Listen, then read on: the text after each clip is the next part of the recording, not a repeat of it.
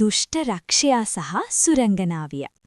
ගොඩාක් කාලෙකට පෙර ගැඹුරු වනයක් මැද අඳුරු කන්දක් උඩ කාල රක්ෂයා කියලා කියන දුෂ්ට රක්ෂයෙක් ජීවත් වෙලා හිටියා. ඔහුගේ ඇස් රතු පාටයි, හඬ ගංග ගැහෙනවා මගේ. වනයේ සත්තු ඔහුට ගොඩාක් බයයි. මේ වනය මගේ. කවුද මෙතන සතුටින් ජීවත් වෙන්නේ? ඒ වනයේට ළඟම තිබුණේ දිලිසෙන මලවල් තියෙන සුරංගනා ලෝකයක්. ඒ ලෝකෙ හිටියේ සුරංගනාවිය සිරිනා. ඇය ගොඩක් කරුණාවන්තයි, සතුන්ට ආදරෙයි. සිරිනා දවසක් කිව්වා මෙහෙම: මේ වනයේ දුක වැඩි වෙලා මට ඒක නවත්තන්න ඕන.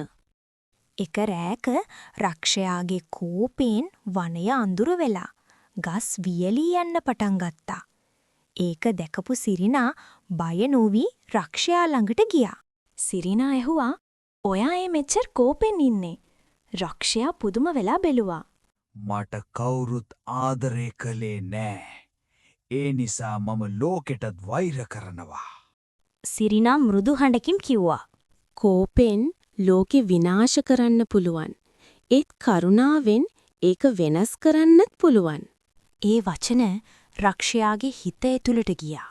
රක්ෂයාගේ ඇස් වලින් පළවෙනි වතාවට කඳුළු වැටුණා. මටත් හොඳ වෙන්න පුළුවන්ද? ඔව්. ඔයාට පුළුවන්. ඒ මොහොතේ වනයේට නැවත ආලෝකය ආවා. ගස්කොළ පාට වුණා. සත්තු නැවත සතුටින් ජීවත් වෙන්න පටන් ගත්තා. රාක්ෂයා දුෂ්ට නොවි වනය ආරක්ෂා කරන මිතුරෙක් වුණා. රාක්ෂයා මෙහෙම කිව්වා: මේ වනය ආරක්ෂා කරන මිතුරෙක් මම වෙන්නම්. මේ කතාවෙන් අපට ලැබෙන පණිවිඩය කෝපය වඩා බලවත් නෙවෙයි, කරුණාව තමයි ලෝකය වෙනස් කරන දේ කියන දේ.